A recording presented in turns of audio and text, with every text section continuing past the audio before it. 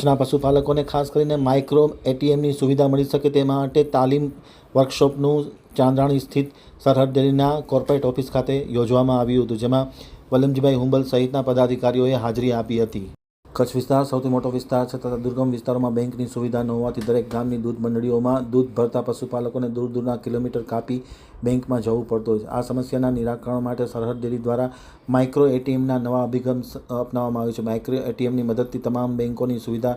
જે તે ગામના ઘર આંગણે મળી શકે તે માટે નાણાકીય લેવડ દેવડ ઘર બેઠા થઈ જાય તેવા હેતુ સાથે દૂધ મંડળીના સંચાલકોએ નવીનતમ ટેકનોલોજી અપનાવે અને સુગમતા સાથે પશુપાલકોને સગવડ મળી રહે તેવા હેતુ સાથે માઇક્રો એટીએમના વપરાશ અંગેની તાલીમ સરહદ ડેરીના ચાંદ્રાણી સ્થિત કોર્પોરેટ ઓફિસ ખાતે આપવામાં આવી હતી,